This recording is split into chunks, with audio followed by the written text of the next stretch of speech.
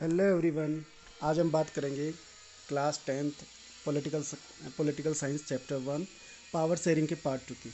इससे पहले part one में हमने देखा था कि what is the meaning of power sharing, और उसके बाद हमने एक एग्जांपल देखा था या केस स्टडी देखा था बेल्जियम के बारे में। और हमने उसमें देखा था कि कैसे जो उसका एथनिक कंपोजिशन क्या था और कैसे उन्होंने अकोमोडेट किया, कैसे उन्होंने गवर्नमेंट बनाई और अलग अलग टाइप की गवर्नमेंट। अगर आपने वो वीडियो नहीं देखा है तो इस लेक्चर को समझने से पहले आप उस वीडियो को ज़रूर देखें ताकि आपको ये लेक्चर समझ में आ सके। तो आज इस लेक्चर के दौरान हम शुरू करने जा रहे हैं। ठीक है, तो इसमें हम जो टॉपिक्स कवर करेंगे वो है ethnic composition of Sri Lanka, majoritarianism और civil war, and then why power sharing is desirable. तो दोस्तों कई बार सीबीएसई में डायरेक्ट क्वेश्चन आपसे पूछ भी लिया जाता है कि what is the ethnic composition, what was the ethnic composition of Belgium and Sri Lanka. और या कई बार ऐसा भी होता है कि मेजोरिटेरियनिज्म की डेफिनेशन आपसे पूछ ली जाए, सिविल वॉर के बारे में आपसे पूछ लिया जाए। और ये जो क्वेश्चन है ये तो बहुत इंपॉर्टेंट है, कई बार एग्जाम में पूछा जा चुका है और पूछने की संभावना भी बनी रहती है। तो आइए शुरू करते हैं आज का लेक्चर। आज का इसमें हम बात करेंगे, मेनली जो बात करेंगे वो बात करेंगे श्रीलंका के एथनिक कंपोजिशन के बारे में। और वहाँ जो इस एथनिक कंपोजिशन की वजह से जो प्रॉब्लम्स क्रिएट होती हैं या जो दिक्कतें पैदा होती है वो क्या कैसे होती है उसके बारे में हम बात करेंगे। तो श्रीलंका के बारे में हम देखते हैं थोड़ा सा। श्रीलंका देखिए दोस्तों, श्रीलंका जो है वो एक आइलैंड कंट्री है। और आइलैंड कंट्री आपको ये सिचुएटेड कहाँ पर है, तो ये अपना इंडिया है। इंडिया से ये जो तमिलनाडु कोस्ट है अपना, उससे थोड़ा सा थोड़े किलोमीटर दूर जाने के बाद यहाँ पर एक ये आइलैंड है, ये श्रीलंका है। ओके, अब यहाँ की अगर पॉपुलेशन की बात करें तो लगभग 2 करोड़ पॉपुलेशन यहाँ की है। जो हमारे जो हरियाणा जो स्टेट है, हमारा जो हरियाणा स्टेट है उसके लगभग बराबर सी है। अगर यहाँ के मेन एथनिक कंपोजिशन के बारे में बात करें तो देखिए, पहले इसको देखते हैं। यहाँ पर 2 मेजर सोशल ग्रुप्स हैं। ठीक है, एक सिनाला स्पीकर या सिंगल्स स्पीकर जो है सिंगली लैंग्वेज जो बोलते हैं, और दूसरे हैं तमिल स्पीकर्स। जो सिंगली स्पीकर्स है वो 74% है, और तमिल स्पीकर्स जो है वो 18% है। अब इसमें भी क्या है, जो तमिल्स है, तमिल्स में भी इन्होंने सब ग्रुप्स डिवाइड कर रखे हैं, या 2 सब ग्रुप्स यहाँ पर है, 2 सब ग्रुप्स। वो सब ग्रुप्स कौन से? अमंग तमिल्स देर आर 2 सब groups. First is the Tamil natives of the country, यानी कि श्रीलंका के रहने वाले लोग तमिल है वो, जो लगभग कितनी परसेंट है, 13%। और दूसरे हैं आपके the rest whose forefathers came from India. ठीक है, यानी कि ये बेसिकली कहाँ से जो बच गए वो कहाँ से? इंडिया से हैं। उनके फोर फादर्स इंडिया से हुआ करते थे। और ये लोग कब आए थे? During colonial period. क्यों आए थे? Plantation workers, as a plantation workers ही आए थे, इसलिए इनको बोला जाता है इंडियन तमिल्स। ठीक है, as you can see from the map of Sri Lanka. Okay, अब जब हम श्रीलंका के बारे में बात करेंगे कि कहाँ रह रहे हैं मैप के, मैं अभी थोड़ा देर बाद इसके बारे में बात करेंगे कि लोग जो नेटिव तमिल्स है वो उनकी पॉपुलेशन कहाँ है, और जो जो इंडियन तमिल्स है वो कहाँ पर रह रहे हैं। Okay, Tamils are concentrated in the north and east of the country. ठीक है, अब इसमें थोड़ा सा मैं समझाऊंगा। ये जो लोग हैं जो तमिल्स है वो कहाँ पर रह रहे हैं? नॉर्थ एंड ईस्ट में रह रहे हैं। Okay, most of the Sinhala speakings. और ये कौन सी लैंग्वेज बोलते हैं? सिंगली स्पीकिंग्स बोलते हैं, मतलब सिंगली जो लैंग्वेज है वो बोलते हैं। People are Buddhist, while most of the Tamils are Hindu or Muslims. There are about 7% of Christians who are both Tamils and Sinhalese. Okay, अब इसको समझने के लिए आप यहाँ देखिए। ओके, यहाँ पर देखिए जो अलग अलग डिफरेंट डिफरेंट कलर्स आपको दिख रहे होंगे श्रीलंका का जो मैप है उसमें। यहाँ पर जो येलो कलर जो आपको दिख रहा है, ये जो पूरा येलो कलर है, पूरा वाला जो पार्ट है, ये पूरा ये जो पार्ट है, यहाँ पर जो है ये सिंगली लैंग्वेज स्पीकिंग कम्युनिटी है। ठीक है, इसके अलावा ये जो आपको ये जो ऑरेंज कलर दिख रहा है, यहाँ पर ये जो सॉरी हाँ, ये जो कलर दिख रहा है यहाँ पर ये लोग हैं, वो हैं आपके जो नेटिव तमिल्स है, या जिनको हम बोले श्रीलंकाई तमिल्स जो हैं वो लोग हैं। ओके, और इसके अलावा जो इंडियन तमिल्स हैं, इंडियन तमिल्स की अगर हम बात करें तो ये जो आपको पर्पल टाइप का कलर जो दिख रहे हैं, ऐसे ये जो स्पॉट है यहाँ पर इंडियन तमिल्स हैं। और जो बाकी स्पॉट्स जो आपको छोटे छोटे स्पॉट्स जो दिख रहे हैं, जैसे कि ये जो स्पोर्ट्स दिख रहे हैं यहाँ पर, ये जो हैं वो मुस्लिम्स रहते हैं। अब अगर हम बात करें तो ये जो टोटल पॉपुलेशन है यहाँ पर जो येलो कलर में दिख रहा है वो लगभग जो सिंगली कम्युनिटीज़ है वो 74% हमने बात की थी। तमिल्स की हमने बात की थी तो वो हमने बात की थी कि जो तमिल्स है वो 18% हैं। ओके, 18% टोटल है, उनमें से जो 13% आपके नेटिव तमिल्स और बाकी जो 5% जो आपके इंडियन तमिल्स हैं। अब ये एथनिक कंपोजिशन हमने देखा तो इसमें मुस्लिम्स लगभग कितने परसेंट है, 1%। और क्रिश्चियन जो हैं, जो चाहे क्रिश्चियन जिनमें तमिल भी हैं और आपके सिंगलीज भी हैं, ठीक है, दोनों मिलाकर लगभग 7% हो रहा है। और ये हिंदू और मुस्लिम, इनमें जो इंडियन तमिल्स है उनमें हिंदू और मुस्लिम दोनों इंक्लूड है, ठीक है। तो ये था आपका वहाँ जो श्रीलंका का एथनिक कंपोजिशन। अब यहाँ पर हम देख रहे हैं कि जो मेजोरिटी, यहाँ पर देखिए बच्चों, ये हमें यहाँ पर जो देखना है वो क्या देखना है, मेजोरिटी और माइनॉरिटी। अब ये इस पर जो क्लियरली हमें दिख रहा है कि जो सिंगली स्पीकिंग जो कम्युनिटी है वो मेजोरिटी में है, 74% है। और जो तमिल्स है वो कितने परसेंट है, 18%, ठीक है। यही चीज़ ये चीज़ हमने देखी थी वहाँ पर भी कि जो बेल्जियम में की अगर हम बात करें, पिछले वीडियो की या पिछले जो एग्जांपल की हम बात करें, तो बेल्जियम में हमने देखा था कि जो डच स्पीकिंग कम्युनिटी थी वो मेजोरिटी में थी, ठीक है, पूरे बेल्जियम की अगर हम बात करें तो। और जो फ्रेंच स्पीकिंग कम्युनिटी वो माइनॉरिटी में थी। लेकिन जो ब्रसेल्स सिटी थी, ब्रसेल्स थी कैपिटल सिटी, वहाँ पर फ्रेंच कम्युनिटी वो थी मेजोरिटी में, और माइनॉरिटी में कौन थी, डच स्पीकिंग कम्युनिटी। तो वहाँ पर उन्होंने बहुत उस चीज़ को, जब कन्फ्लिक्ट रेज हुए इस बात को लेकर, तो उन्होंने काफ़ी अच्छे से अकोमोडेट किया, ठीक है। अब श्रीलंका में क्या सिचुएशंस क्रिएट होती है उसके बारे में हम देखते हैं कि ये जो कंपनी जो ठीक है, ये जो एथनिक कंपोजिशन है उसकी वजह से वहाँ पर क्या चीज़ें दिक्कतें आई, ओके। तो देखिए केस स्टडी के बारे में बात करें, Sri Lanka emerge as an independent country in 1948। अगर श्रीलंका की बात करें तो श्रीलंका इंडिपेंडेंट कंट्री कब बनी, 1948 में। अब यहाँ पर देखो, the leaders of singly community sought to secure dominance over government by virtue of the majority। अब यहाँ पर क्या था कि जो सिंगली कम्युनिटीज़ के जो पीपल थे, they wanted to establish their dominance over the minority communities.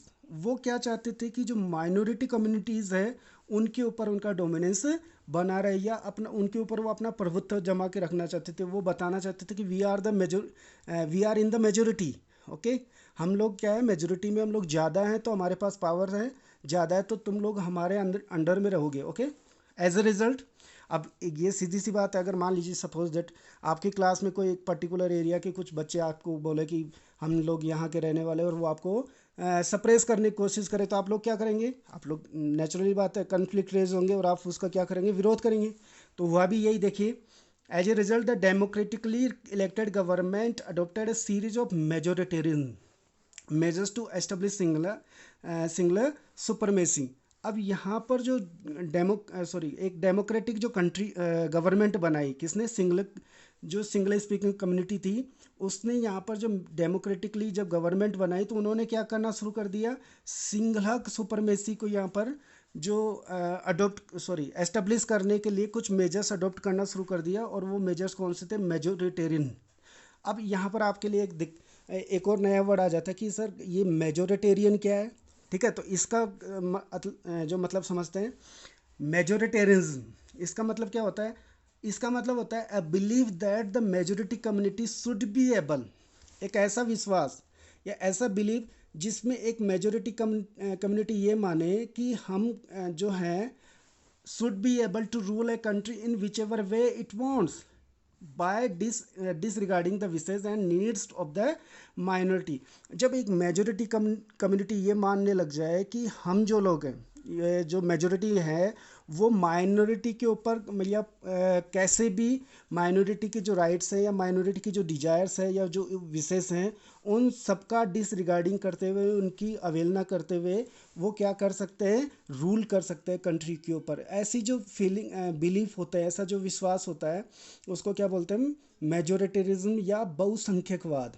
क्या बोलते हैं बेटा, बहुसंख्यकवाद या मेजोरिटेरियनिज्म। यानी कि जब मेजोरिटी क्या समझने लगे कि वी आर द सुपीरियर, जब मेजोरिटी कम्युनिटी के लोग ये समझे कि दूसरे जो लोग हैं वो हमसे इन्फीरियर है और वी आर द सुपीरियर्स, तो इसमें कहीं ना कहीं फिर दिक्कतें शुरू होती है, और यहीं से जो श्रीलंका में दिक्कतें शुरू हो जाती है कि जो सिंगली स्पीकिंग कम्युनिटी है वो अपने आप को मेजोरिटी मानती है, और वो क्या चाहते हैं कि उनके अंडर में अदर कम्युनिटीज़ यहाँ पर रहे, और वो जो उसके लिए किया। अब यहाँ पर कौन से मेजर्स उन्होंने अडॉप्ट किए वो देखेंगे, ठीक है।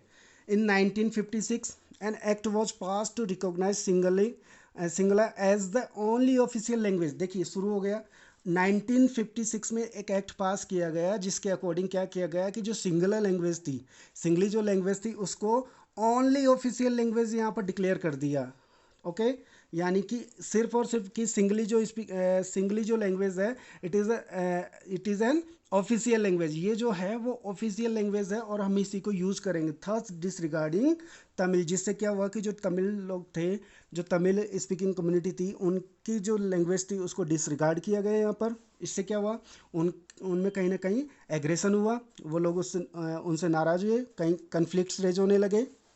The governments followed policies that favoured Singla, और गवर्नमेंट जो बनी मेजोरिटी जो कम्युनिटी थी उसकी गवर्नमेंट थी, तो उन्होंने क्या किया कि जो ऐसी पॉलिसीज़ बनाना शुरू कर दिया, ऐसी पॉलिसीज़ उन्होंने बनाई जो सिर्फ किसको फेवर कर रही थी, सिंगली जो लोग थे, जो अधिकतर बुद्धिस्ट थे, ओके, या जो सिंगली कम्युनिटीज़ थी उनको ही सिर्फ वहाँ पर राइट दिए गए, उनको ही जो अगर हम बात करें तो जो यूनिवर्सिटीज़ थी या कॉलेज थे, एजुकेशन था, या गवर्नमेंट जो सर्विसेज थी, ठीक है, उन सब लोगों को वहाँ पर ज़्यादा अपॉर्चुनिटीज़ दी गई, और जो तमिल्स थे या जो मुस्लिम्स थे उनको वहाँ पर अपॉर्चुनिटीज़ कम दी गई, जिससे क्या हो रहा था कि जो इनको कहीं ना कहीं लग रहा था कि उनका ह्यूमिलेशन किया जा रहा है, या उनको सप्रेस किया जा रहा है, दबा के रखा जा रहा है।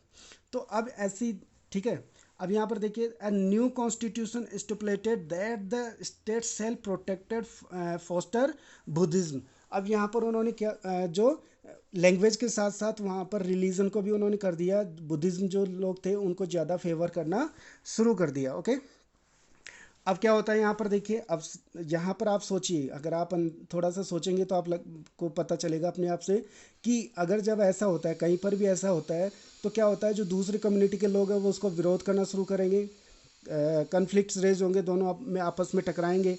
तो जब ये ऐसी चीज़ें होती हैं तो नेचुरली सी बात है, जो तमिल्स थे उन्होंने भी शुरू कर दिया, ओके, विरोध करना शुरू किया। अब विरोध उन्होंने कैसा करना शुरू किया, देखिए, the Sri Lankan Tamils launch parties and struggle for the recognition of Tamil as an official language. उन्होंने भी डिमांड करना शुरू कर दिया कि जो तमिल है उसको भी as a official language declare किया जाए, उसको भी एज ए ऑफिशियल लैंग्वेज माना जाए, उसको रिकॉग्निशन मिलना चाहिए।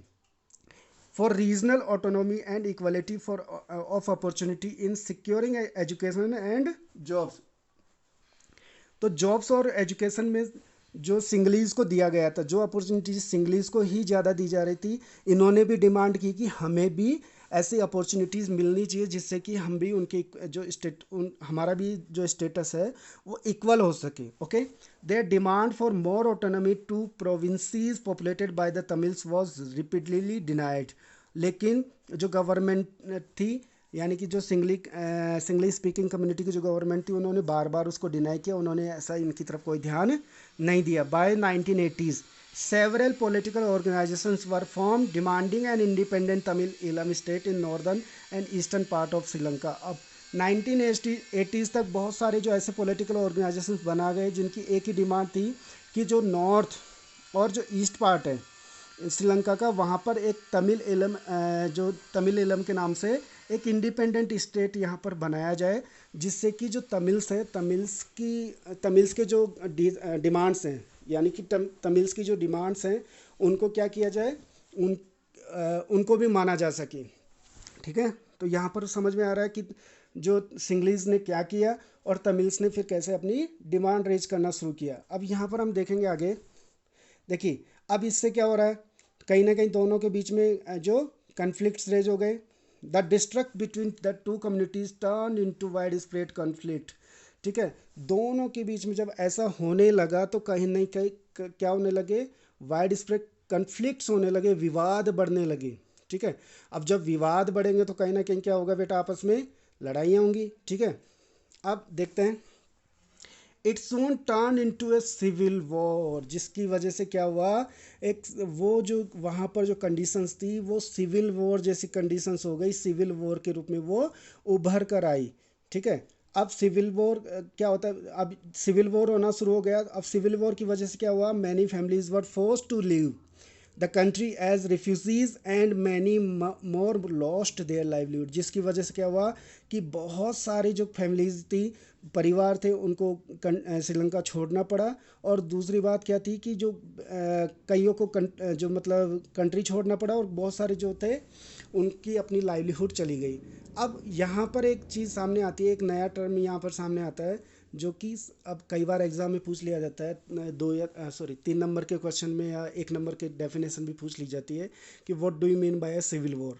तो सिविल वॉर क्या होता है, देखो बेटा, a violent conflict between opposing groups within a country, जब एक ही कंट्री के दो अपोजिंग ग्रुप आपस में वॉयलेंटली भिड़ते हैं या वॉयलेंटली लड़ाई करते हैं, अपोज करते हैं एक दूसरे का, country that become so intense that it appears like a war, जो किसकी तरह दिखे, वॉर की तरह दिखे। ऐसे धीरे अगर ऐसा कोई एक ही कंट्री के दो कम्युनिटीज़ ऐसे भिड़ती हैं या ऐसे लड़ाई करती हैं, जो बाद में क्या बढ़ जाती हैं, जो धीरे धीरे क्या होता है, वॉर की तरह दिखने लग जाती है और उससे नुकसान होने लगता है। ठीक है, तो इसको हम क्या बोलते हैं, सिविल वॉर। ठीक है, अब अब हम बात करते हैं, देखो अब दोनों का एग्जाम्पल हमने देख लिया, बेल्जियम का एग्जाम्पल भी हमने देखा, ठीक है, और श्रीलंका का एग्जाम्पल भी हमने देखा। तो दोनों के एग्जाम्पल से हमने क्या कंपेयर किया कि एक तरफ बेल्जियम में भी सेम एथनिक ग्रुप थी, बेल्जियम भी एक डेमोक्रेटिक कंट्री था, श्रीलंका में भी एथनिक ग्रुप अलग अलग थे, यहाँ पर भी क्या थे, डेमोक्रेटिक कंट्री थी। बेल्जियम ने क्या किया, वहाँ पर पावर को शेयर किया, लेकिन श्रीलंका में पावर शेयर नहीं किया गया। यहाँ पर जो मेजोरिटी कम्युनिटी थी, they it wanted to establish their dominance over the other communities या माइनॉरिटी कम्युनिटीज़। उसके जो कॉन्सिक्वेंस निकले वो आपने देखा कि सिविल वॉर के रूप में हुए। और वहीं बेल्जियम में हमने देखा कि उन्होंने आपस में पावर शेयर किया। सेंट्रल गवर्नमेंट में भी उन्होंने देखा कि जो फ्रेंच कम्युनिटी लोग थे वो और डच कम्युनिटी लोगों को बराबर इक्वली पार्टिसिपेशन या रिप्रेजेंटेशन दिया गया। वहीं जब जहाँ पर दिक्कत होने की थी, जैसे ब्रसल्स सिटी में, कैपिटल सिटी में दिक्कत होने की थी, वहाँ भी उन्होंने इसको क्या किया, अकोमोडेट किया। तो कहीं ना कहीं उन्होंने सामंजस्य बिठाया आपस में। लेकिन श्रीलंका में ऐसा नहीं हुआ, तो जिससे क्या हुआ कि यहाँ पर सिविल वॉर जैसी कंडीशन या सिविल वॉर हुआ। अब यहाँ पर हम देख रहे हैं कि if the power is not share between the communities, okay, it may be turn into civil war, या इट कैन बी हार्मफुल, या it can be undermine the integrity of the country. इसकी वजह से क्या हो सकता है कि ये कंट्री की इंटीग्रिटी के लिए, एकता के लिए कहीं ना कहीं दिक्कतें पैदा कर सकती है अगर हमने पावर शेयर नहीं किया है प्रॉपर तरीके से। तो दोनों आई थिंक दोनों एग्जांपल से आपको समझ में आ गया होगा कि पावर शेयरिंग से क्या होता है और पावर शेयरिंग अगर नहीं करते हैं तो क्या होता है। ठीक है, पावर शेयरिंग का एक अच्छा एग्जांपल हमने जो पिछले साल 9th क्लास में भी देखा था कि अगर पावर एक ही हाथ में अगर कंसंट्रेट होती है तो वो कहीं ना कहीं जो कंट्री के लिए की एकता के लिए घातक सिद्ध हो सकती है या हानिकारक सिद्ध हो सकती है। जैसे कि जर्मनी में हमने देखा था कि जो सारी पावर थी वो हिटलर के हाथ में चली गई थी, और वहाँ पर क्या प्रॉब्लम्स फेस हुई कि वो भी हमने देखा था कि जो सेकेंड वर्ल्ड वॉर था उसमें कैसा क्या हाल हुआ था जर्मनी का। ओके, अब हम बात करते हैं, ये जो क्वेश्चन है ये बहुत बार एग्जाम में पूछा जाता है और ये बहुत ही ज़्यादा इम्पोर्टेंट भी माना जाता है, why power sharing is desirable.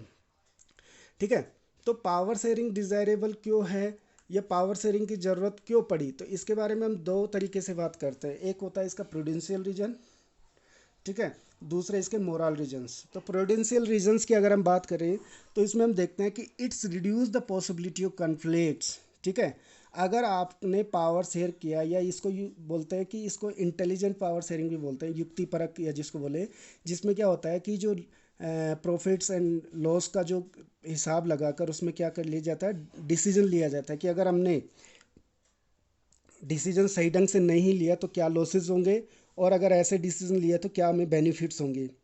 यानी कि ये पूरी तरह से क्या होता है, मोरलिटी पे बेस होते हैं। ठीक है, इससे क्या होता है कि कहीं ना कहीं जो कम्युनिटी में है वो कन्फ्लिक्ट जो रेज होते हैं उनकी पॉसिबिलिटी को रिड्यूस कर देता है। ओके, तो प्रूडेंशियल रीजन में क्या होता है, it reduce the possibility of conflicts. ठीक है, कि कन्फ्लिक्ट्स जो होते हैं उनकी जो पॉसिबिलिटी है उसको रिड्यूस करता है। दूसरा है it provides stability to the government. अब ये बात है कि अगर मान लीजिए किसी भी जो कंट्री है, कोई भी कंट्री है, कंट्री में जो गवर्नमेंट होती है, अगर वहाँ बार बार, ठीक है, बार बार जो बहुसंख्यक लोग हैं या जो मेजोरिटी लोग हैं वो अपनी जो डिजायर्स है, अपने जो डिसीजंस है वो माइनॉरिटी पर थोपना चाहेंगे, तो क्या होगा, तात्कालिक या रिसेंटली तो वो क्या हो सकता है, लाभदायक हो सकता है, लेकिन आगे चलकर क्या होगा, देश की जो इंटीग्रिटी या अखंडता जो है उसके लिए कहीं ना कहीं नुकसानदायक या परेशानी घातक हो सकती है, परेशानी पैदा करने वाली हो सकती है। ठीक है, तो जो हमेशा मेजोरिटी जो लगा है, ओके, वो हमेशा ऐसा नहीं है कि सिर्फ जो माइनॉरिटी लोगों के लिए ही दिक्कत पैदा करे, कई बार वो होता है कि वो मेजोरिटी के लोगों के लिए भी नुकसानदायक हो सकता है।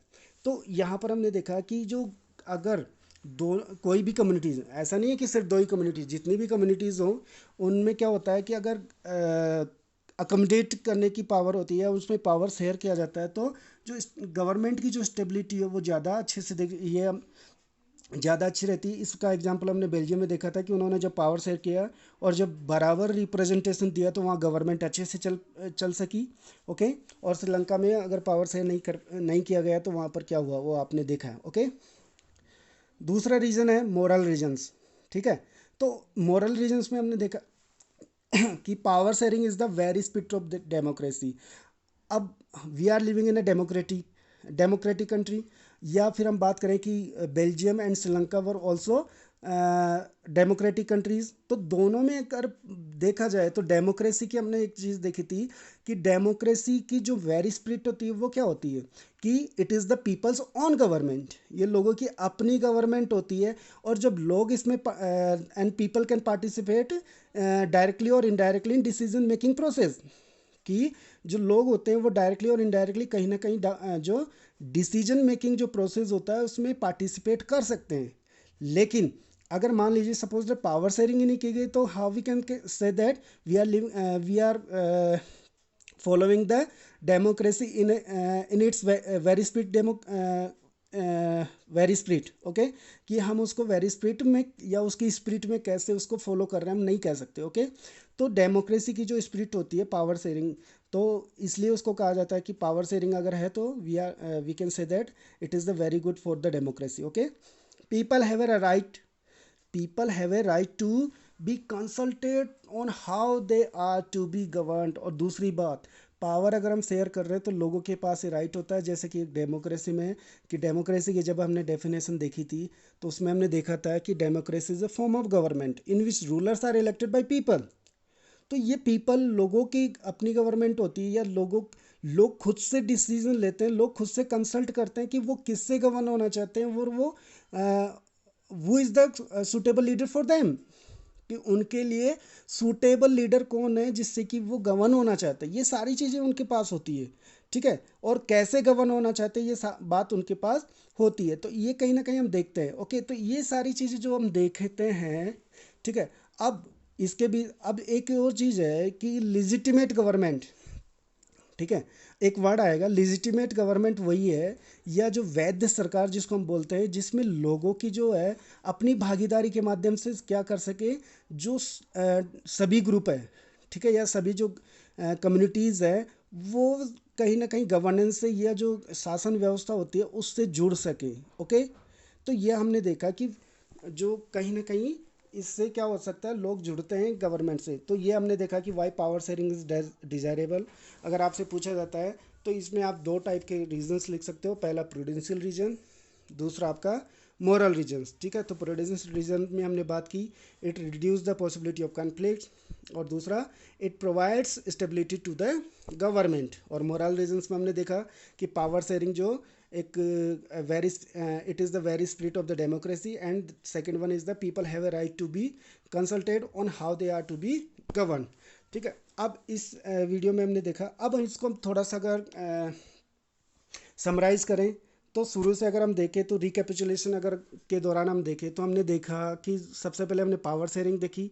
पावर शेयरिंग के जो मीनिंग था वो देखा कि what is the power sharing.